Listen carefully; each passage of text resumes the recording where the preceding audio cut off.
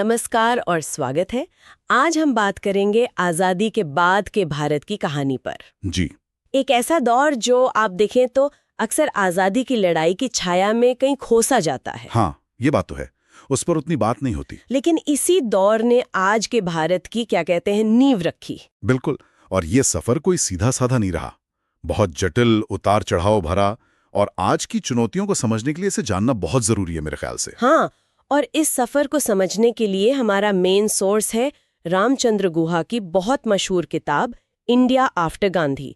हिंदी में भी है ये, भारत गांधी के बाद नाम से। जी। इसके अलावा हम रिव्यूज, गुहा के इंटरव्यूज और आज़ादी के बाद की घटनाओं पर जो दूसरे लेख हैं उनको भी साथ लेके चलेंगे। और ये किताब अपने आप में बहुत बड़ी है, मतलब लगभग 900 पन्ने, और इसे मॉडर्न इंडियन हिस्ट्री पर एक स्टैंडर्ड टेक्स्ट माना जाता है। सही।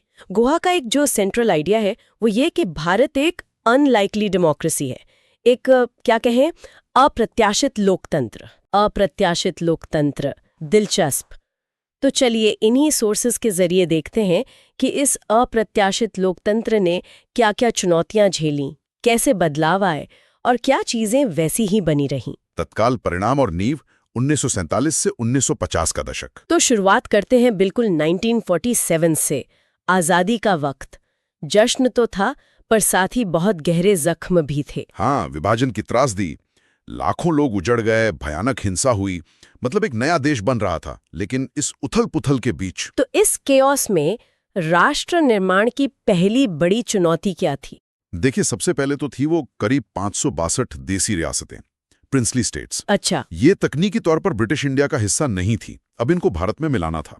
इसमें सरदार पटेल और वीपी मेनन का रोल जबरदस्त रहा। हाँ, उनका नाम तो आता ही है। बिल्कुल। गुहा इसे मतलब दृढ़ता और डिप्लोमेसी का एक बेहतरीन नमूना मानते हैं। लेकिन ये आसान तो नहीं रहा होगा, कई रियासतें शायद तैयार ना हो।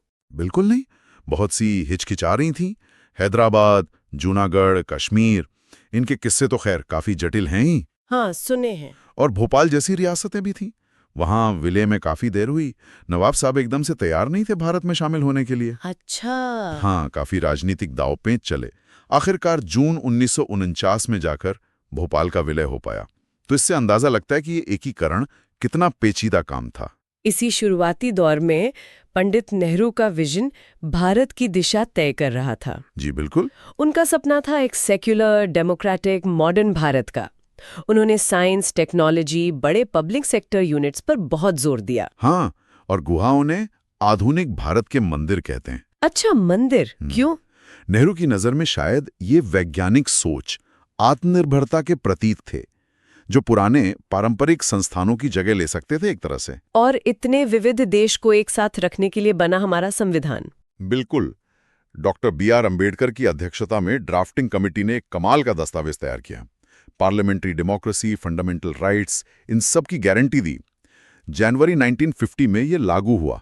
और फिर आया 1952 का पहला आम चुनाव। हाँ, गुहा ऐसे कहते हैं, इतिहास का सबसे बड़ा जुआ। बिल्कुल सही। और सोचिए उस वक्त के हालात, गरीबी, ज्यादातर लोग पढ़ना लिखना नहीं जानते, और डेमोक्रेसी का कोई पिछला तजुर्बा नहीं। सही में ये तो बहुत बड़ी बात थी। हाँ, और गुहा के विश्लेषण में ये बात खासतौर पर उभरती है कि यूनिवर्सल अडल्ट फ्रेंचाइज, यानी हर वयस्क को वोट का अधिकार देना बिना किसी प्रॉपर्टी या एजुकेशन की शर्त के, ये उस समय के हिसाब से क्रांतिकारी, बहुत ही हिम्मत वाला कदम था। वेस्टर्न देशों में भी कई लोग हैरान थे कि ये कैसे चलेगा। और ये सफल रहा। हाँ, इसकी सफलता ने सबको चौंका दिया। इसी दौर में एक और बड़ी बहस छिड़ी, भाषा के आधार पर राज्यों के पुनर्गठन की। विविधता में एकता वाला जो नारा था, उसकी असली परीक्षा हुई। सही। पोटी श्री रामुलु का बलिदान हुआ, उसके बाद आंध्र प्रदेश बना, तो इस मांग को और बल मिला। फिर आखिरकार 1956 में स्टेट्स रीऑर्गेनाइजेशन एक्ट आया, जिसने भाषा के आधार पर राज्यों की सीमाएं फिर से तय की। हाँ, गुहा इसे भारत की डाइवर्सिटी को अकोमोडेट करने की, उसे सहेजने की एक अहम कोशिश मानते हैं। हालांकि विवाद तो तब भी हुए थे और बाद में भी होते रहे। सुदृढ़ीकरण और संकट, 1970 का दशक। तो 1950s के दशक में ये नींव रखी गई। फिर 1960s का दशक आया और ये अपने साथ नई चुनौतियां लाया, खासकर बाहरी मोर्चे पर। जी, सबसे बड़ा झटका तो 1962 में चीन के साथ युद्ध में हार थी। हाँ, वो तो काफी बड़ा सेटबैक था। गुहा इसे एक अपमानजनक हार कहते हैं और इसका असर बहुत गहरा हुआ। उनके मुताबिक इसने सिर्फ नेशनल कॉन्फिडेंस को ही नहीं तोड़ा, बल्कि नेहरू की जो आदर्शवादी विदेश नीति थी, गुटनिरपेक्षता का सिद्धांत था, उस पर भी गंभीर सवाल खड़े कर दिए। और फिर पाकिस्तान के साथ भी युद्ध हुए, 65 में, फिर 71 में। हाँ, 1971 का युद्ध तो बहुत निर्णायक रहा। बांग्लादेश बना, जिसने नक्शा ही बदल दिया। बिल्कुल, भारत की एक बड़ी मिलिट्री और डिप्लोमेटिक जीत थी वो। लेकिन इसी दौर में देश के अंदर भी बड़े बदलाव आ रहे थे। नेहरू जी के बाद शास्त्री जी, फिर इंदिरा गांधी का युग शुरू हुआ। हाँ, इंदिरा गांधी का दौर। और गुहा ये पॉइंट आउट करते हैं कि इंदिरा गांधी के समय सत्ता का केंद्रीकरण बढ़ा। कांग्रेस पार्टी भी धीरे धीरे एक व्यक्ति और एक परिवार के इर्द गिर्द सिमटने लगी। अच्छा। वो इसे कांग्रेस का पारिवारिक उद्यम बनने की शुरुआत की तरह देखते हैं। हालांकि 1971 की जीत और 1974 का पोखरण न्यूक्लियर टेस्ट, इन्हें उनकी बड़ी उपलब्धियों में भी गिना जाता है। हाँ, बिल्कुल गिना जाता है।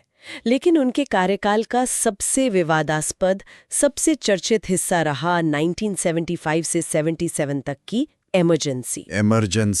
गुहा इसे भारतीय लोकतंत्र का शायद सबसे काला अध्याय कहते हैं। सबसे काला अध्याय? ऐसा क्यों? क्या वजह थी? देखिए, तात्कालिक कारण तो थे ही। राजनीतिक अस्थिरता थी, इकोनॉमी ठीक नहीं चल रही थी, फिर इलाहाबाद हाई कोर्ट ने उनके इलेक्शन को रद्द कर दिया। हाँ, वो जजमेंट आया था। लेकिन गुहा इस बात पर जोर देते हैं कि इमरजेंसी सिर्फ एक पॉलिटिकल घटना नहीं थी, मामला उससे कहीं ज्यादा गंभीर था। कैसे? इसने जो नागरिक स्वतंत्रता थी उसे सस्पेंड कर दिया, प्रेस पर सेंसरशिप लगा दी गई, हजारों की संख्या में विरोधी नेताओं, कार्यकर्ताओं को जेल में डाल दिया गया। बाप रे! और इससे भी बड़ी बात, गुहा के अनुसार इसने जो हमारी संस्थाएं हैं, न्यायपालिका, नौकरशाही, मीडिया, उनकी आज़ादी पर, उनकी स्वायत्ता पर एक लंबे समय तक चलने वाला नकारात्मक असर डाला। लेकिन फिर 1977 में चुनाव हुए और कांग्रेस हार गई। बिल्कुल, और ये दिखाता है कि भारतीय लोकतंत्र में एक लचीलापन है, एक रेजिलियंस है। लोगों ने इमरजेंसी को नकार दिया। हाँ, ये तो मानना पड़ेगा। इसी दौर में एक और चीज हुई।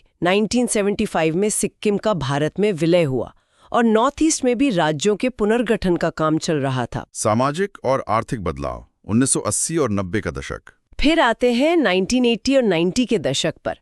इस दौरान भारत के अंदर सामाजिक और आर्थिक दोनों स्तरों पर बड़ी उथल-पुथल हुई। जाति की राजनीति ज्यादा मुखर हुई, है ना? हाँ, बिल्कुल। मंडल कमीशन की सिफारिशें लागू हुई। ओबीसी यानी अन्य पिछड़ा वर्गों के लिए सरकारी नौकरियों में आरक्षण आया। उसका असर तो बहुत गहरा हुआ। बहुत ज्यादा। गुहा के विश्लेषण के हिसाब से इसने इंडियन पॉलिटिक्स के समीकरण हमेशा के लिए बदल दिए। नई सोशल अलाइनमेंट्स बनी, जाति एक बहुत बड़ा चुनावी मुद्दा बन गई, और साथ साथ भाषा, क्षेत्रीय पहचान, ये मुद्दे भी चलते रहे। और इकोनॉमी के मोर्चे पर देखें तो 1991 एक बहुत बड़ा टर्निंग पॉइंट था। हाँ जी, बिल्कुल। भारत उस वक्त एक बड़े फॉरेन एक्सचेंज क्राइसिस से गुजर रहा था। तब नरसिम्हा राव की सरकार थी और वित्त मंत्री थे डॉक्टर मनमोहन सिंह। उन्होंने आर्थिक उदारीकरण की शुरुआत की। लिबरलाइजेशन। हाँ, जिसे लाइसेंस राज कहते थे, मतलब हर चीज के लिए सरकारी परमिट चाहिए, उसे काफी हद तक खत्म किया गया। अर्थव्यवस्था को व्यापार के लिए, फॉरेन इन्वेस्टमेंट के लिए खोला गया। तो गुहा इन सुधारों के असर को कैसे देखते हैं? Positive, negative? वो मानते हैं कि इसने भारतीय अर्थव्यवस्था की दिशा ही बदल दी। ग्रोथ रेट बढ़ी, एक नया मिडिल क्लास उभरा, बाजार में चीजें आसानी से मिलने लगी। ये सब तो हुआ, लेकिन वो इसके दूसरे पहलू भी दिखाते हैं, जैसे बढ़ती हुई आर्थिक असमानता, अमीर और गरीब के बीच फासला बढ़ा, एग्रीकल्चर जैसे सेक्टर पर संकट आया। तो इसके असर पर बहस आज भी होती है, पर यह तय है कि इसने भारत को बहुत बदल दिया। लेकिन इसी दौर में देश ने सांप्रदायिक तनाव का एक और भयानक दौर भी देखा। हाँ, दुर्भाग्य से। गुहा इस पर काफी डिटेल में लिखते हैं। 1984 में ऑपरेशन ब्लू स्टार, फिर इंदिरा गांधी की हत्या के बाद दिल्ली और दूसरी जगहों पर सिख विरोधी दंगे हुए। वो एक बहुत बड़ी त्रासदी थी। फिर 1992 में बाबरी मस्जिद का विध्वंस और उसके बाद हुए दंगे। 2002 के गुजरात दंगे भी इसी कड़ी में आते हैं। तो गुहा इन्हें सिर्फ लॉ एंड ऑर्डर की प्रॉब्लम मानते हैं या कुछ और? नहीं, वो इन्हें सिर्फ कानून व्यवस्था की समस्या नहीं मानते। वो इसे भारत का जो सेक्युलर फैब्रिक है, जो धर्मनिरपेक्ष ताना बाना है, उसके लिए एक लगातार बनी रहने वाली चुनौती के तौर पर देखते हैं। 21वीं सदी और गुहा का आंकलन। 2000 वर्तमान। अच्छा, अब आते हैं 21वीं सदी पर। नई सदी की शुरुआत कुछ उम्मीदों के साथ हुई। हमारा आईटी सेक्टर दुनिया में छा गया, स्पेस में हमने चंद्रयान भेजा, मंगल मिशन किया। हाँ, ये सब सफलताएं मिली, इकोनॉमिक ग्रोथ भी हुई। हालांकि जैसा मैंने कहा, उसका फायदा सब तक बराबर नहीं पहुंचा। लेकिन गुहा अपनी किताब की जो लेटेस्ट एडिशन है, तीसरा संस्करण, हाँ, उसमें भारत के सामने एक चौथे संकट की बात करते हैं। चौथा संकट। पहले 3 कौन से थे उनके हिसाब से? उनके हिसाब से पहला था विभाजन और एकीकरण का संकट, दूसरा नेहरू के बाद नेतृत्व का संकट, और तीसरा इमरजेंसी। ओके, और ये चौथा संकट उनसे अलग है। हाँ, वो कहते हैं ये पहले के संकटों से अलग है और शायद ज्यादा गंभीर भी। अच्छा, क्या है ये चौथा संकट? क्या चीजें शामिल हैं इसमें? वो इसके कई पहलू बताते हैं।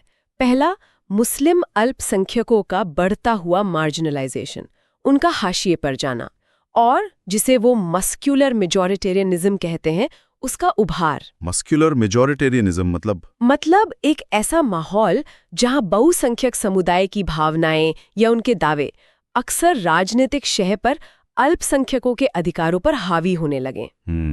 और दूसरा पहलू? दूसरा है डेमोक्रेटिक इंस्टीट्यूशंस का क्षरण, मतलब हमारी लोकतांत्रिक संस्थाओं का कमजोर होना। जैसे पार्टियों में इंटरनल डेमोक्रेसी की कमी, पार्लियामेंट में बहस का गिरता स्तर, सिविल सर्विसेज और पुलिस का राजनीतिकरण, जुडिशरी की आज़ादी पर सवाल, मीडिया का एक बड़ा हिस्सा सरकार के पक्ष में झुक जाना, ये सब। ये तो काफी गंभीर बातें हैं। हाँ, और वो यहाँ तक कहते हैं कि भारत का लोकतंत्र जो पहले 50-50 जैसा था, अब 30-70 की तरफ जा रहा है। ओह!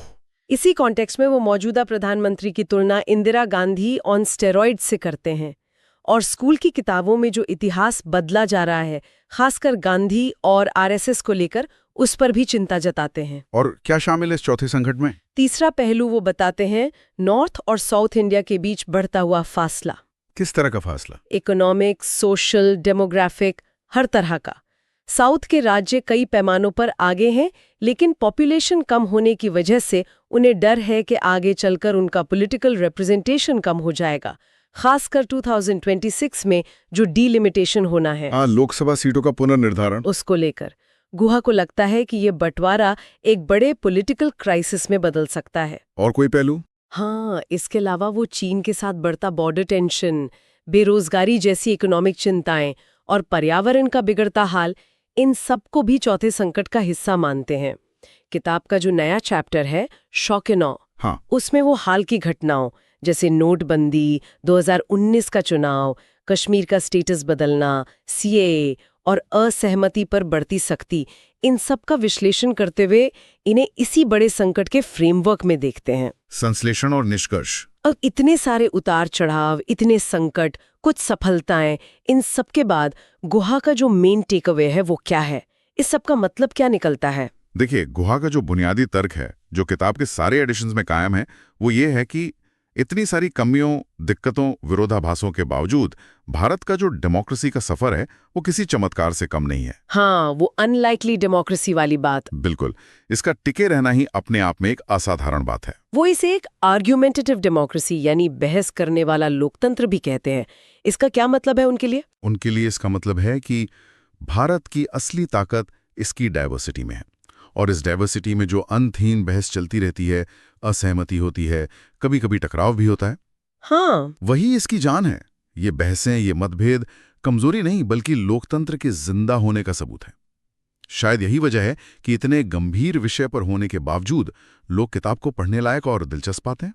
तो आज के समय में इस इतिहास को समझना क्यों जरूरी है? इसलिए जरूरी है क्योंकि आज भारत जिन चुनौतियों से जूझ रहा है, चाहे वो डाइवर्सिटी को मैनेज करने की चुनौती हो, इंस्टीट्यूशंस की आज़ादी का सवाल हो, इकोनॉमिक जस्टिस का मसला हो, इन सब की जड़ें इसी इतिहास में हैं। गुहा हमें यही याद दिलाते हैं कि लोकतंत्र कोई मंजिल नहीं है जिस पर हम पहुंच गए। ये एक लगातार चलने वाली प्रक्रिया है, एक संघर्ष है जो 1947 से आज तक जारी है। एक और दिलचस्प बात जो गुहा कहते हैं, जिस पर कुछ लोग सवाल भी उठाते हैं, वो ये कि शायद कोएलिशन सरकारें, गठबंधन सरकारें भारत जैसे विविध देश के लिए ज़्यादा बेहतर काम करती हैं बजाय एक पार्टी की फुल मेजॉरिटी वाली सरकारों के। हाँ, उनका ये तर्क है कि गठबंधन की जो मजबूरियां होती हैं वो शायद पार्टियों को ज़्यादा जवाबदेह बनाती हैं, रीजनल एस्पिरेशंस को बेहतर जगह मिलती है। लेकिन इससे अस्थिरता भी तो आती है। हाँ, जैसा आपने कहा, सभी इससे सहमत नहीं हैं। कुछ मानते हैं कि गठबंधन सरकारों से अस्थिरता और पॉलिसी पैरालिसिस भी आया है। लेकिन हाँ, ये गुहा के विश्लेषण का एक सोचने लायक पहलू जरूर है। आउटरो। तो आज हमने रामचंद्र गुहा की किताब भारत गांधी के बाद और उससे जुड़े दूसरे सोर्सेस के जरिए आज़ादी से अब तक के भारत के इस मुश्किल और दिलचस्प सफ़र की कुछ अहम परतों को समझने की कोशिश की। जी। जाते जाते एक सवाल आपके सोचने के लिए छोड़ जाते हैं, जो गुहा के एनालिसिस से ही निकलता है। इस पूरे इतिहास को देखते हुए और ख़ासकर नॉर्थ और साउथ इंडिया के बीच जो फासले बढ़ रहे हैं, उन्हें देखते हुए भविष्य में भारत के लिए विविधता में एकता के क्या मायने होंगे? क्या इसके कुछ नए अर्थ खोजने पड़ेंगे हमें? ये सोचने वाली बात है। इस पर विचार जरूर कीजिएगा। आज के लिए इतना ही।